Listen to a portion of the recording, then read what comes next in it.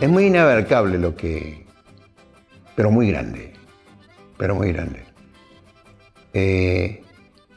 Lo de papá es como una especie de leyenda de él personalmente, porque tocando el acordeón vos con escuchar los discos tenés una idea, ¿no? Los que somos seguidores de la escuela de él para tocar, tenés una idea, qué sé yo, con los condimentos del que toca, que es diferente. O sea, tocas vos, tocas Juancito, tocan otros, digamos, cientos maestros extraordinarios de la ejecución, y es diferente. Además es muy difícil tocar lo de mi papá. Tarragó Ross es lo que hoy para la juventud es un ídolo musical total, ¿no? Como para mí en aquel momento yo era un niño, tenía 7 años por ahí, y en el campo escuchábamos la radio y bueno, y se escuchaba la música de los pioneros como Abelardo de Mota, Mario Millán Medina,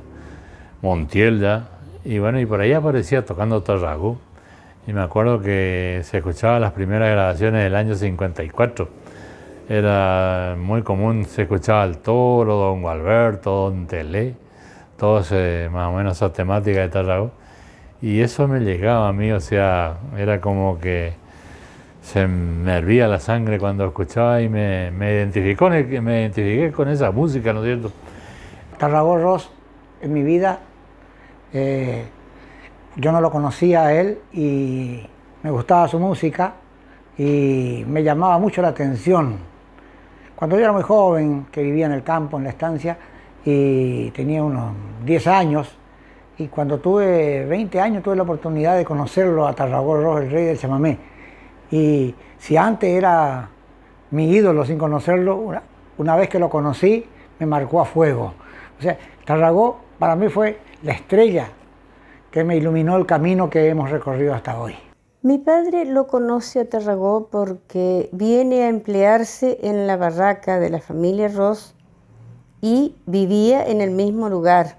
Ellos llegaron a formar una gran amistad porque papá, al ser mayor que él, entonces era como que le daba, el papá de don Tarragó le daba pie a que saliera con él. Entonces ahí empezaron a formar una gran amistad. Allá por principio del año 50, la vida lo junta a mi padre con 18 años, llegando ahí a esa urbe que era Rosario. Tarragó ya había tocado en Buenos Aires, ya había estado con Emilio Chamorro, y se vino ahí para tratar de comenzar a tener un lugar, una ciudad grande como Rosario, como trampolín, y porque el lugar, esa pensión famosa que se llama La Ratonera, era un lugar abierto para todo cruzucuateño. A 100 años, ¿no es cierto?, sigue tan vigente la música y todo el legado que nos dejó Tarragó. Ha sembrado mucho cariño, mucho amor en su pueblo, ¿no? Bueno, yo te cuento que yo no estaba cuando estaba papá, pero yo recibía la estela ese de cuando papá había estado, ¿no? Es como si acá estuvo, no sé, un ser milagroso y se fue. Y ahora ya no dicen papá, dicen el rey. Dicen acá estuvo el rey y nosotros sabemos quién es. Este acordeón, como tocaba papá, digo, es fácil comparar con los grandes. Tenés los discos de Coco Marola cuando tocaba esta, los discos Montiel cuando tocaba esta, y ponés el disco de papá al lado cuando tocaba esta. Y ahí te das cuenta que hay un abismo. Los otros se fueron de acá. Uno al bandoneón, otro a la trailera, geniales artistas. Pero papá quedó evolucionando él dentro de este instrumento. Pero no solo las notas y la manera con la técnica que tocaba, sino lo que expresaba, que hacía llorar cuando tocaba. Además, tenía la virtud muy grande de manejar un grupo de gente prácticamente sin hablar. O sea que él, con solo su presencia y su manera de ser, marcaba el camino que había que seguir. Y así nos marcó a todos, lógicamente, hasta yo que estuve nunca fui parte del conjunto, más que algunas veces tocar invitado por ellos. También nos enseñó un camino que había que ser muy responsable y muy serio en lo que se hacía. Eso era Tarragó. Es un familiar. Mira, yo te voy a contar, Mabel vivió un tiempo, mi hermana, vivió un tiempo en Rosario y iba a la casa de él con Nancy, mi sobrina, y ella le decía al abuelo Tarragó. Y hasta hoy ella siempre cuando habla no dice don Tarragó, dice el abuelo Tarragó. Ahora el Alejandro, por ejemplo, tiene una diferencia enorme de edad, ¿viste? No lo conoció, pero es como que si es de la familia, ¿viste? Para nosotros es lo más. Y él jamás se bajó a un escenario disparando, escondiéndose de su gente. Ahí estaba, él estaba para sacarse la foto y hablar con el que se le arrimaba. Hablaba poco, pero ahí estaba. Y entonces yo creo que eso hizo que sea hoy lo que es Tarragó, porque hay gente que es admiradora y seguidora de Tarragó. Tarragó hace 45 años que falleció, que no lo ha conocido, caso tuyo.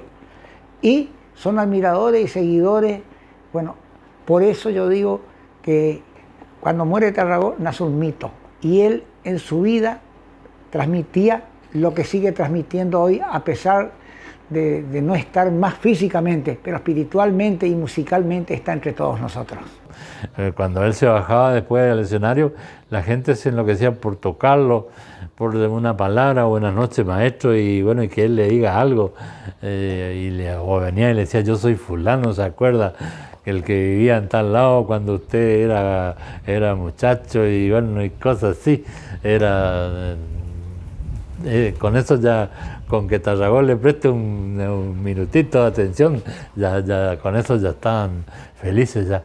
Una persona muy necesaria, más allá de su vida terrenal, para vivir y ser mejor. Viste, yo tengo un cuadro ahí de mi papá que yo cuando hago alguna cosa fuerte, que arriesgo, ¿no? Voy y le digo al cuadro, ¿está bien así, jefe?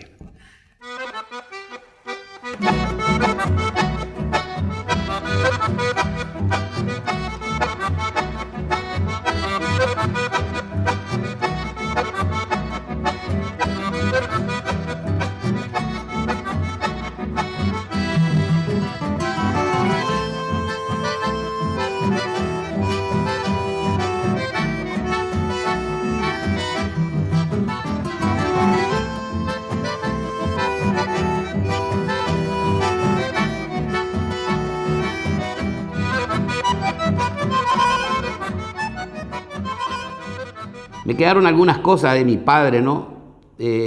Anécdotas lindas que te dije hoy que yo quería contar, porque creo que ya son del pueblo de Curuzucuatiá y de quienes lo admiran a él. Comían al mediodía, ellos recibían obviamente su cuota de aquí de Curuzucuatiá de parte de sus padres, y hacían una cocina común en el comedor de la pensión. Nadie le preguntaba nada porque él tenía un carisma muy especial, un tipo muy querido, muy respetado. Bueno, llegaba a los mediodías, estaban los platos que correspondían, uno de esos era de él. Así pasa un tiempo y un día llega Tarragó a la pensión y dice, muchachos, el sábado se preparan porque tenemos una fiesta y yo quiero que vayan ustedes. Eran 3 amigos, Julián Musi, el contador Sorribe, que se recibió también junto con mi papá de contador, y mi papá. Tenemos una fiesta en el Jockey Club, hay un cumpleaños de 15 y me contrataron.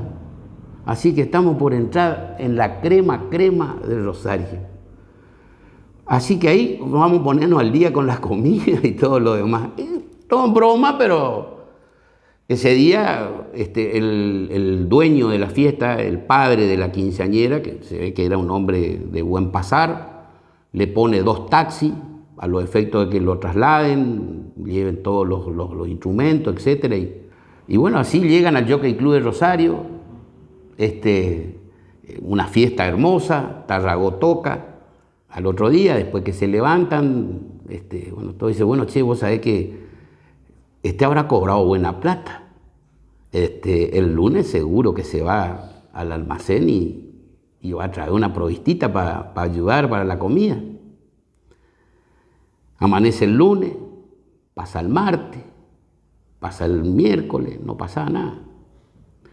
El día jueves llega una persona y se pregunta por Tarragó, y viene con un paquete envuelto en papel astraza, que se llamaba, un papel marrón que había en esa época. Le dice que no estaba, entonces dice, bueno, yo tengo que dejar nomás esto porque ya está todo pago. Bueno, ¿cómo no? Ningún problema. Van y llevan y colocan arriba de la cama de él, ¿no? Se dan cuenta que era una prenda de vestir, pero no sabían qué es lo que había dentro. Se había mandado a hacer un traje azul, de cachemir inglés, a medida, zapatos, guantes, camisa, todo entallado, todo a medida. Corbata, la corbata roja,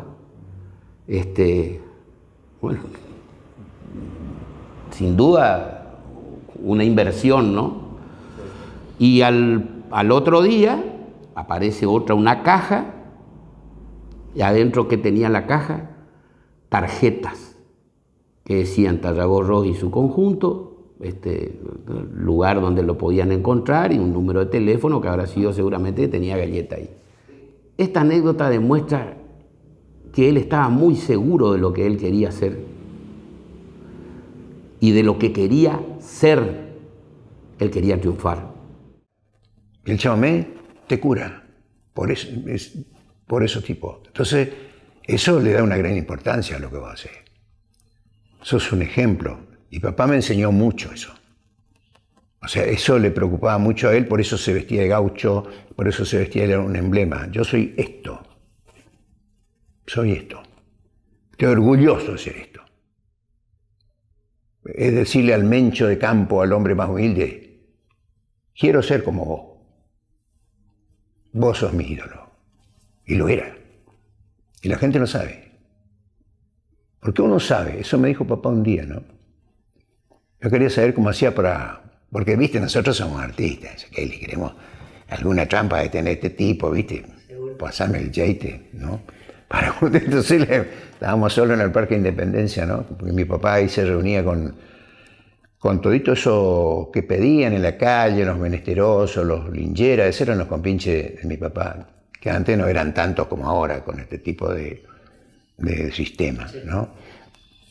Y papá se juntaba una vez por semana con ellos para comer sándwich, eso con ellos, porque en el restaurante no le dejaban entrar, porque estaban sucios, entonces papá iba ahí, como era el aire libre, y se encontraba con ellos, ¿no? Entonces, en ese lugar un día estábamos hablando con papá y yo le preguntaba eso, ¿no? Y me mira papá, me dice, quererle a la gente.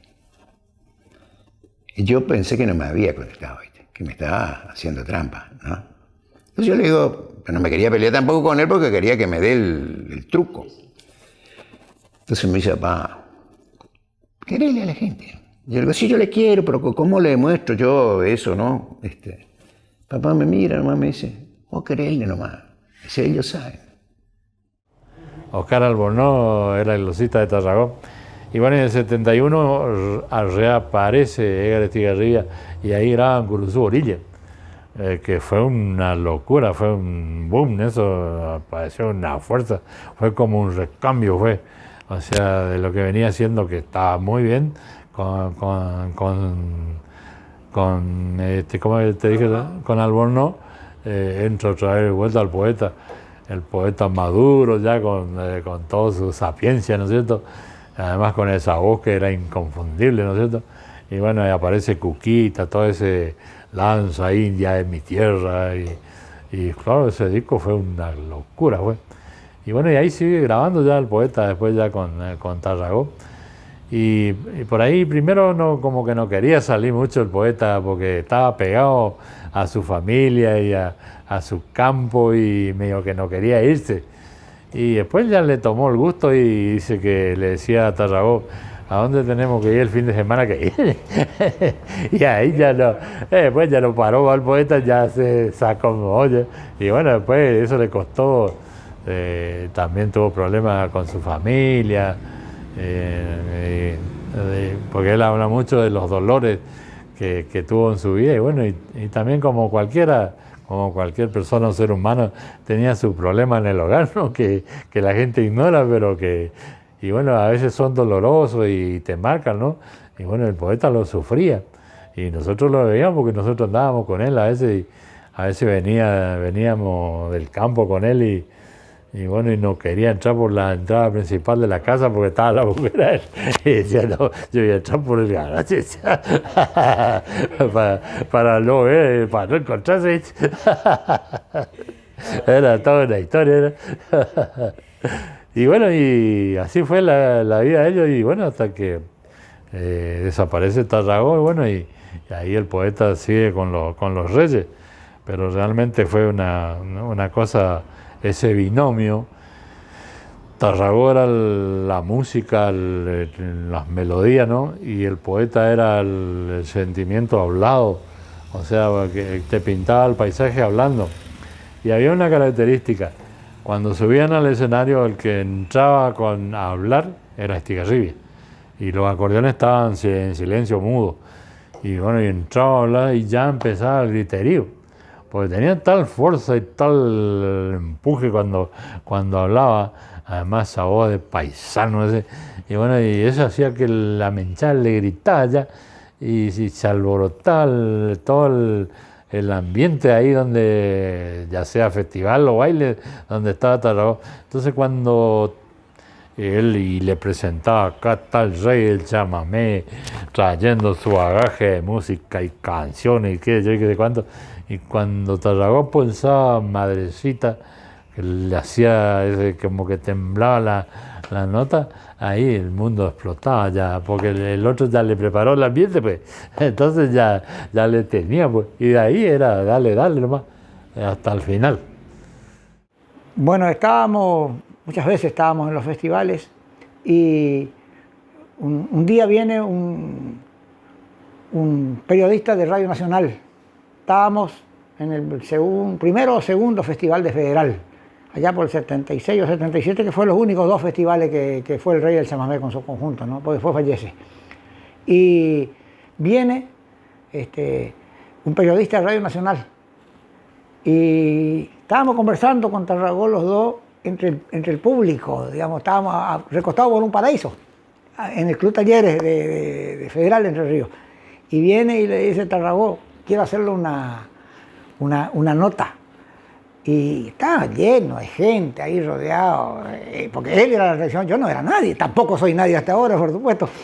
Y bueno, y entonces le dice, bueno, cómo no, mañana me va a hacer la nota, pero quiero que si me hace la nota a mí, junto a Juancito, a los dos nos tendré que hacer la nota. Fíjate vos, ¿no? Y bueno, y la gente se bajaba del escenario de Tarragó, y era impresionante cómo se amontonaba la gente para tocarlo a Tarragó cuando llegaba, pero él nunca se escondía. O sea, eso era Tarragó Ros, digamos, un hombre íntegro.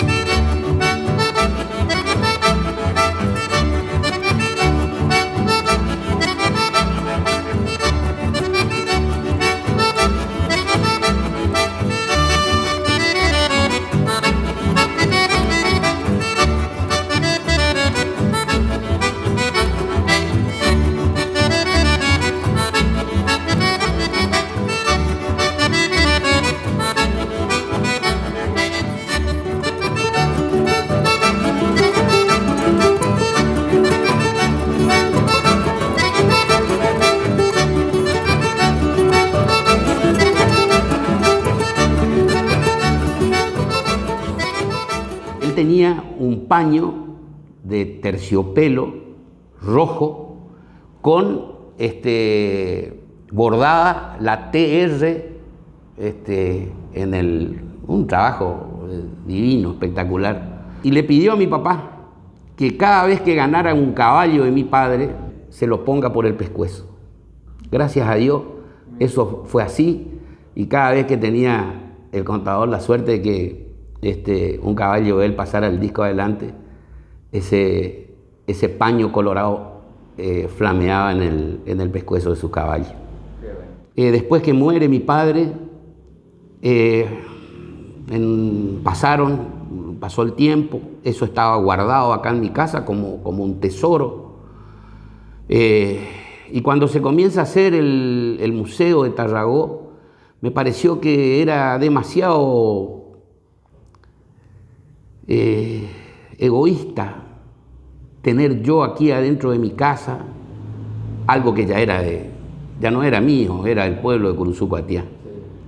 Está en el lugar donde la gente puede ir, puede verlo, puede apreciarlo, que es en el Museo de Tarragó, muy bien cuidado, colocado adentro de una caja de vidrio.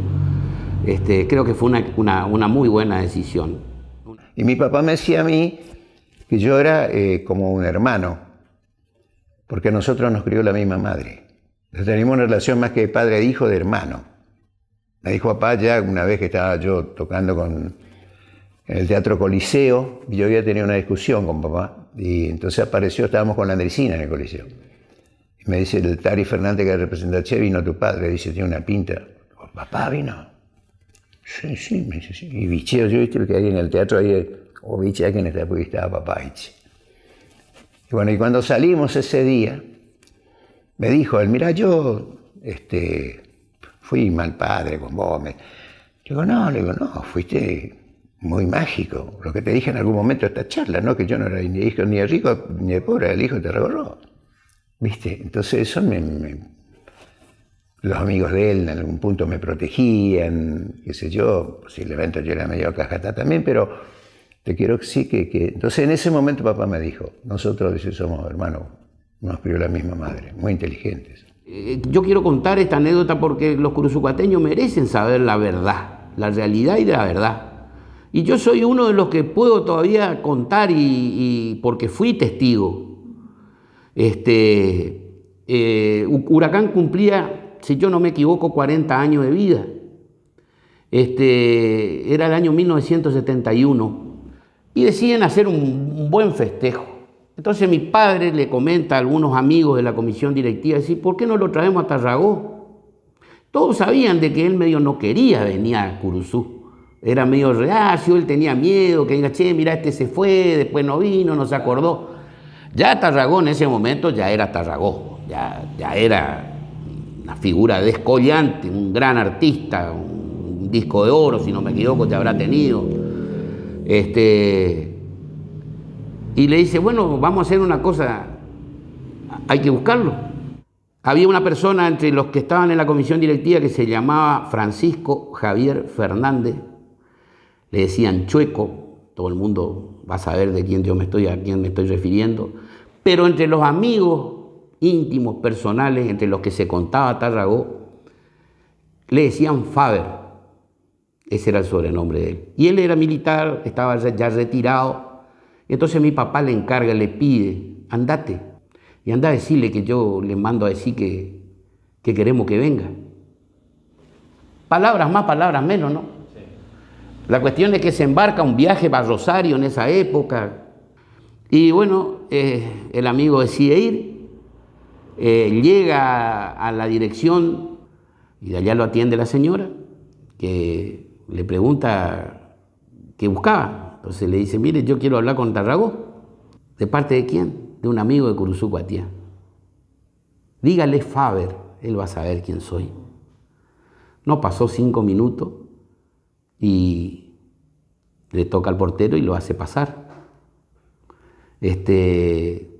Y cuando ingresa al departamento le dice, lo va a esperar un ratito porque él está durmiendo.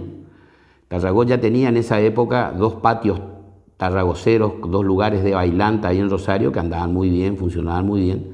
Y él, como buen bohemio, por supuesto, que pasaba por ahí tocaba un rato, o qué sé yo, también estaba mirando un poco sus cosas, ¿no? Entonces era un hombre que se acostaba tarde, como buen bohemio, como digo, ¿no? Habrán pasado 10 minutos, 15 minutos, esto todo contado por el Chueco, y aparece la figura de él. Bueno, el encuentro, el abrazo de los amigos, lo invita a tomar un whisky. La charla se agota en ese sentido, ¿no? Y entonces le dice, ¿qué es lo que anda haciendo por acá? ¿Qué miércoles andás haciendo vos por acá? Por Rosario. Le dice, vengo de parte del negro, del contador Ruiz Díaz, del negro Ruiz Díaz. Quiere que te vayas porque el Club Huracán cumple años y él quiere que vos vayas a tocar allá. La primera reacción de Tarragó en ese momento fue de rechazo. Pero no, tan loco usted, ¿qué voy a ir a hacer yo allá? Como diciendo, Curuzú no me va a querer, o sea, yo me fui, no aparecí. Mirá, le dice, vos sabés que si viene de parte del negro, no tan equivocado no va a estar. Pero bueno, le dice, es tu decisión. Bueno, le dice, mirá, cualquier cosa, dejame el número de teléfono de él, dice que te lo voy a llamar porque hace tantos años que no hablamos. Pero bueno, disculpame, sinceramente, pero no, esto es una locura. Pasan unos días, más de una semana, 15 días, ponerle, pero pasa un tiempo. Y la secretaria de mi padre le avisa que tenía una llamada de Rosario, de golpe, ¿no? Así. Y que era Tarragó, o sea, de parte de Tarragó, Pasame la llamada, habilita la llamada y él, ¿no? Un negro querido, te mando un abrazo, que esto, que lo otro. ¿Qué mierda estás queriendo? Perdón la palabra, pero así lo decía. ¿Qué miércoles estás queriendo conmigo? Quiero que venga, queremos que venga. Y ¿qué voy a ir a hacer yo? Vos confía en nosotros, vos tenés que venir, ya es tiempo que vos vuelvas. Y así él decide dar el sí, y así vuelve aquí a Curuzú, Cuatiá, en aquel abril del año 1971. Que él escucha por la radio que venía. Después de mucho tiempo, pasaron varios años que no vino, y entonces él empezó a preparar la casa, empezó, y que es esta misma casa. Y bueno, y empezaba y miraba a ver cómo estaban las puertas, empezó a arreglar, qué sé yo. Y bueno, y yo ya estaba grandecita, ¿viste? Y también unos amigos que vinieron, porque era todo una revolución, ¿viste? Viene Tarragó. Y bueno, y entonces él empezó despacito, ¿viste? A traer asado, ponía en la heladera, para la ensalada, bebida y bueno. Y después le digo, papá, no se haga muchas ilusiones de que él venga a casa, porque él ahora ya es el rey del chamamé. Le digo yo, no creo, le digo yo, que venga. Y él hizo oído sordo a todo eso y cuando llegó la hora, llegó ese día, él se venía, miraba a la ventana, se iba, venía. Y bueno, yo dije, oh sorpresa, que cuando va llegando a la tardecita, paró el coche ahí con todo el conjunto. Amigos, bueno. Vos sabés que ellos, don Tarragó era de muy poco hablar, ellos con un abrazo que se dieron, ¿viste? Ya se contaron ellos todo el tiempo que pasó, porque ellos, la forma de comunicarse era con telegrama. Él le decía, por ejemplo, escúchame, que voy a estar en tal radio, por ejemplo. Y entonces él prendía la radio y la escuchaba. Y bueno, y entonces ahí en ese momento se contaron todo, en ese abrazo se contaron todo, la época, todo el tiempo que no estuvieron. Y después le hace pasar y baja todo el conjunto, que nosotros ya le conocíamos, que anteriormente ya venía. Gregorio de la Vega, por ejemplo, me dijo que él en el 53 creo que vino, y ya vino acá a casa, así que era uno de los que yo me acuerdo. Bueno, y Cañete también, y así, viste, todo, así que todos ya eran como conocidos, viste, de la casa. Y bueno, estuvieron, cenaron, y después empezaron a buscarle a don Tarragó por todos lados, porque llegó la hora de actuar y no aparecía. Y entonces sí que fueron y golpearon, qué sé yo, los lugares donde que ellos pensaron. Y después, por último, yo no sé si fue Alberto, creo que fue, y le dice, ¿y no estará lo de Gorgonio? Y bueno, y justo viene y le dice, Piro, le dice, ¿cómo no avisaste dónde estaba? Le dice, ¿y dónde creías? Le dijo que iba a estar. ¿A dónde creís que iba a venir en primer lugar? Le digo, a ver a mi amigo, y aquí estoy. O sea, cuando él vuelve a Cruzulla como un grande, ya como un gran artista, ya, porque en ese tiempo ya era millonaria las ventas de su disco y su nombre empezaba a resonar en la radio y hasta en la televisión también, ya las primeras cosas que se empezaba a ver acá todavía no teníamos ni televisión, pero ya sabíamos que en el orden nacional ya empezaba a aparecer él porque aparecía en los grandes festivales. Y bueno, y cuando venía era sinónimo de éxito. O sea, un evento que se hacía con Tarragó no iba a fallar ni nunca. Entonces mi padre le pide a don Francisco Retamero que le ceda el predio de la cancha del Club Belgrano para hacer el festival. Por supuesto que accede inmediatamente, sin costo. Que quede claro, sin costo. Y así se organiza ese sábado hermoso, esa noche hermosa, ¿no? Donde el estrellerío, como dice Antoñito, brillaba más que nunca.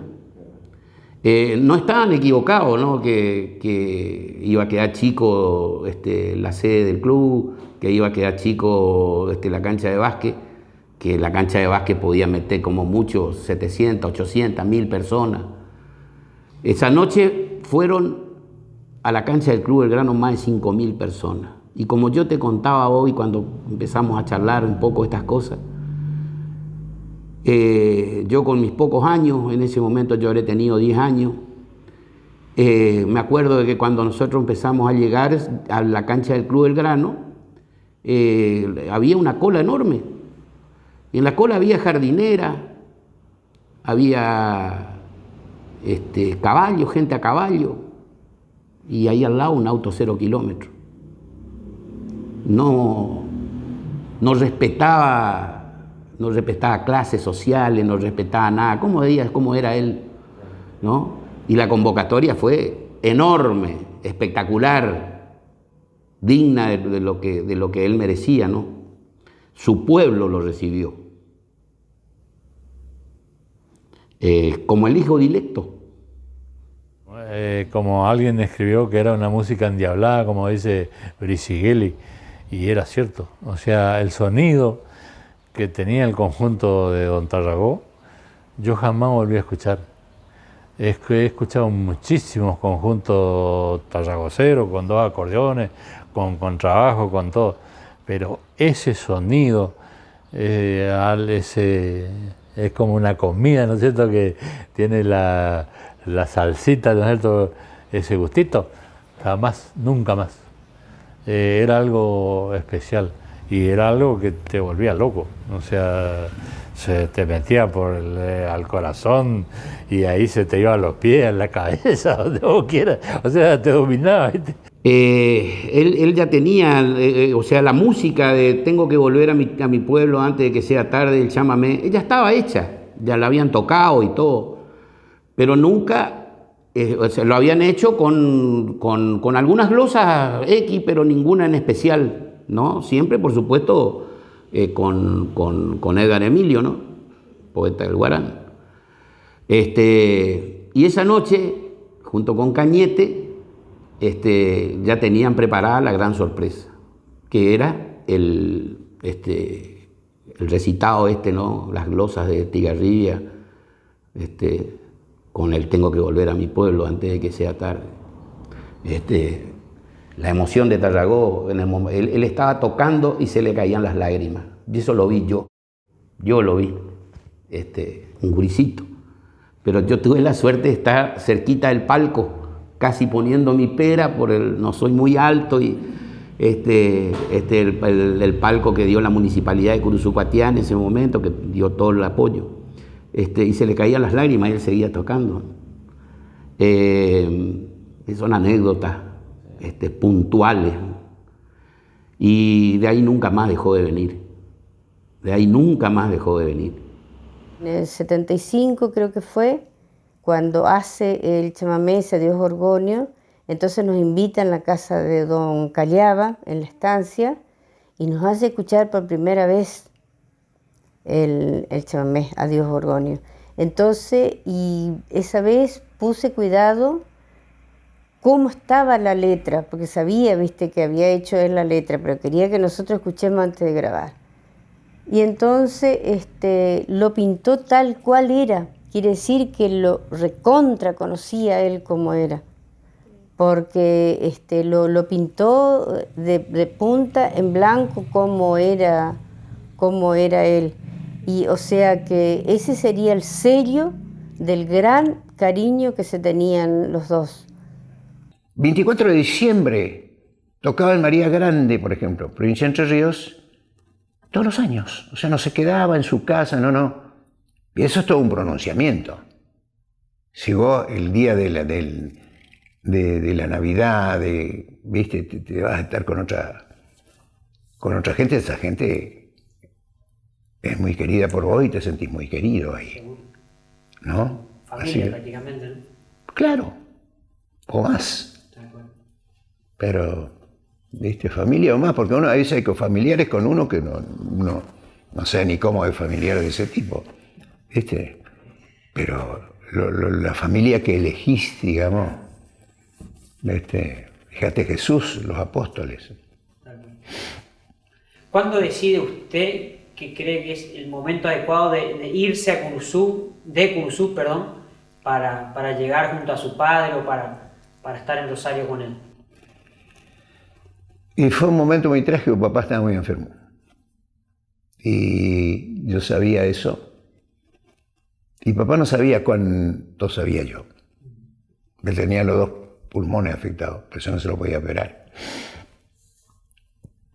Y entonces yo me fui para allá y empecé a ver cómo sería la casa de papá y todo eso. Y vivía de una manera muy humilde, alquilando. Y entonces me dio una admiración a mí la primera vez que fui a la casa de mi papá. Y se me mezclan muchas cosas, ¿no? Porque ya pasaron muchos años. Pero todo era, digamos, a favor, digamos. Todo era, qué bárbaro este tipo, ¿no? Tenía una cosa así que irradiaba a papá, ¿no? Era una gran verdad de amor, de arte, de que nada malo te podía pasar si te ponías cerca. ¿Cómo era la relación de los folcloristas en esa época de Tarragó, Montiel, Cocomarola? ¿Entre ellos? Exactamente, la relación entre ellos, ¿no? Era muy lindo, muy linda. Vos ves en La Huella, que yo, Cocomarola grabó El Tirocozón de mi papá, Ernesto también. Papá grababa Kilómetro 11, grabó, qué sé yo, por ejemplo, Nostalgia de mi pueblo, que es un chamamé de Ernesto Montiel. Para mí la mejor versión es la que toca mi papá con Isaco de bandoneón. Me hace llorar siempre. Entonces, entre ellos, lo mejor de ellos, se compartían. Mira qué lindo esto que hizo Tarragó, y tocaban.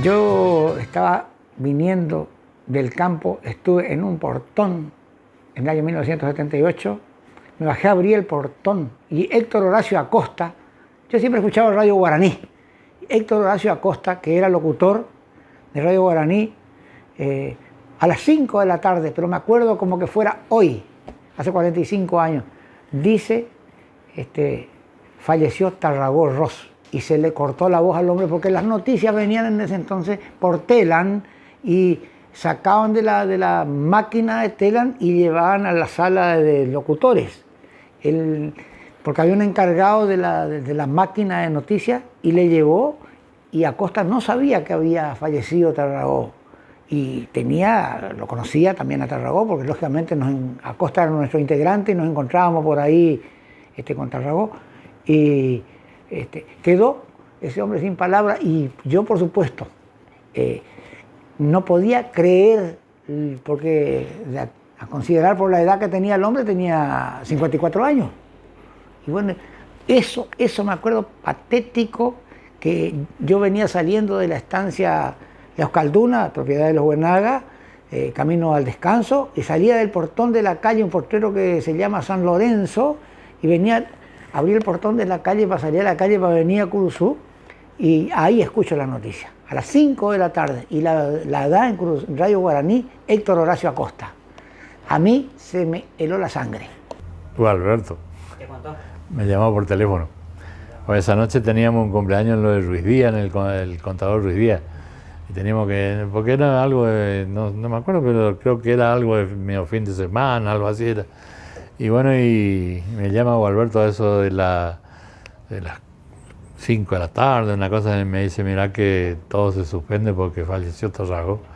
Y de ahí quedamos los dos en silencio, ¿viste? Y bueno, después todo lo otro, el preparativo de traerlo a Tarragó, a Curuzú, las reuniones que hubo para organizar el traslado y esto y aquello. Y bueno, y vivimos todo ese proceso. Después vino, porque primero lo depositan en el panteón de Jique Fuchs, ahí lo depositan un tiempo, ¿no?, hasta que se haga su mausoleo.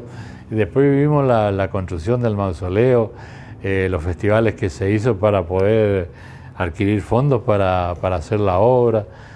Vivimos todo eso, ¿no? Y bueno, y hasta que se hizo el mausoleo, y bueno, y pudimos trasladar a Tarragó a ese lugar, ¿no?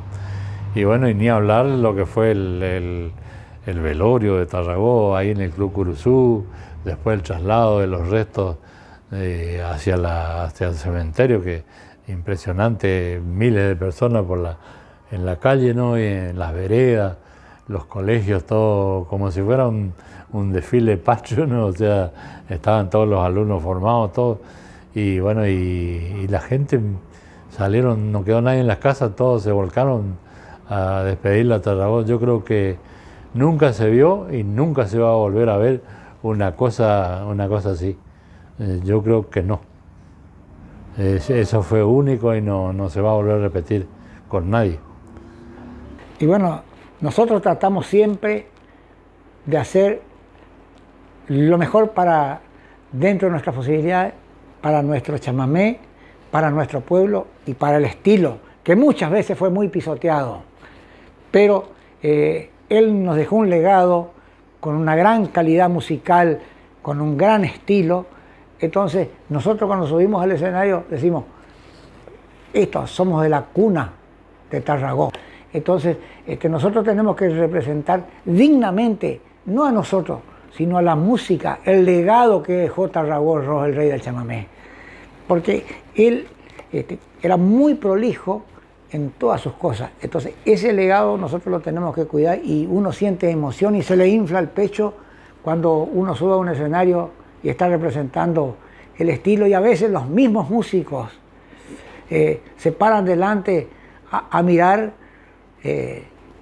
cómo eran más o menos, porque nosotros no vamos a tocar nunca como Tarragó, porque ni somos Tarragó ni es imposible tocar, pero bueno, por lo menos tratar de que sea su música hecha con mucho respeto, y se siente una enorme responsabilidad, y más aún dentro del mismo pueblo de uno que convivió con Tarragó. Ahí es mucho más difícil la partida. Tratamos de transmitir con seriedad y la responsabilidad de que no se cambie ese mensaje, ¿no es cierto?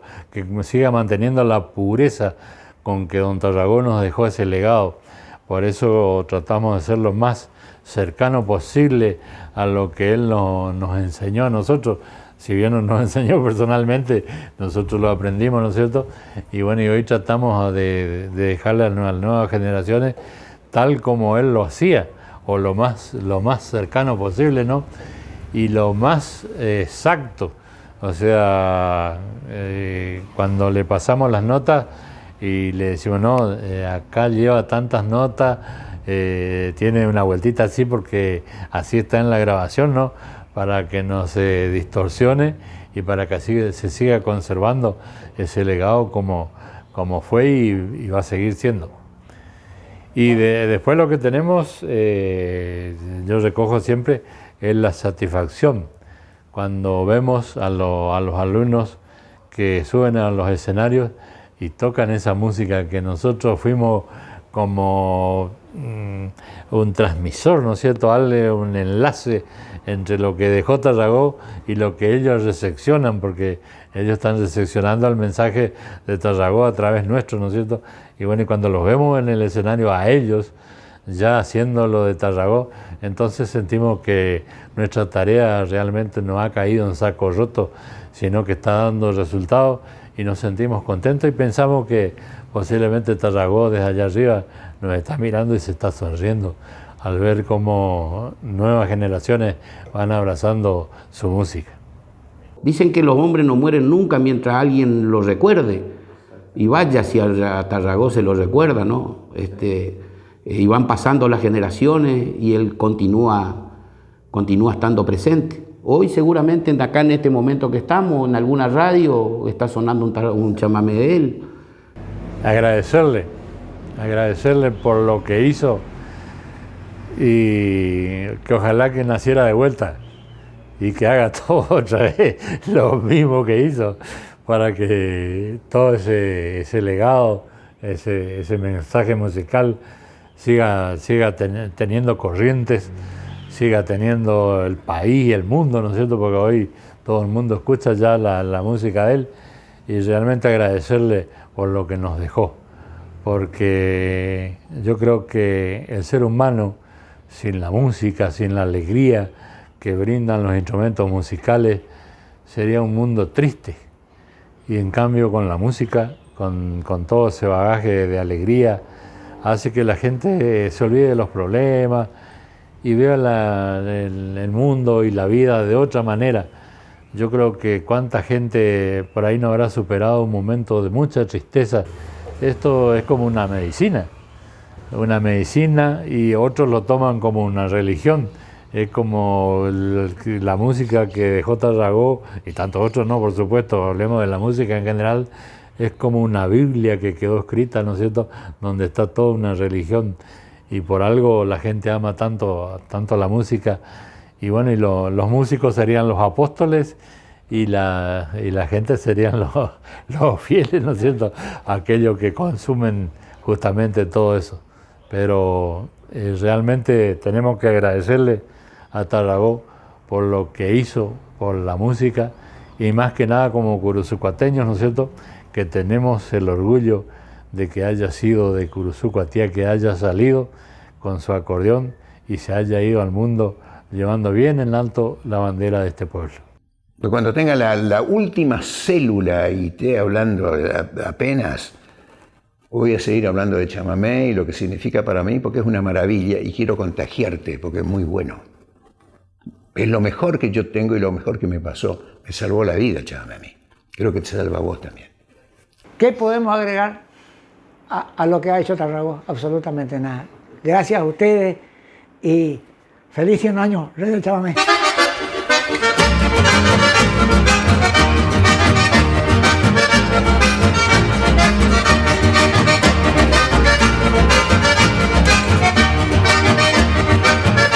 Recordar también es vivir, y esto que están haciendo me ha traído nostalgia, pero también alegría. Y si por ahí en algún momento del reportaje me quebré,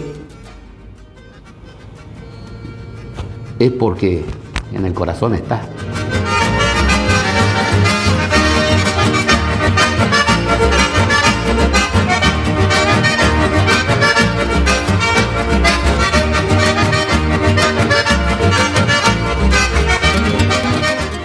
Pude ver cuando el ayer era un resplandor lejano que nacía en Yapeyú, casi río. Soy tu hermano. No hay destierro para mí, soy el soy de nuestra gente, el arraigo y la pasión. Soy el alma de Corrientes. Ahí habla en chamamé en primera persona, ¿no? Soy el chamamé, la tierra sin mal, o sea, el equivalente al cielo, a la eternidad. Soy el chamamé, la tierra sin mal. Déjame cantar en tu corazón. Quiero ver la luz de tu libertad y después volar en el resplandor de tu zapucay. Soy chamigo, pueblo y té. O sea, bien pueblo. Soy chamigo, pueblo y té que retosa en la bailanta. Un relámpago de amor. Soy tu corazón que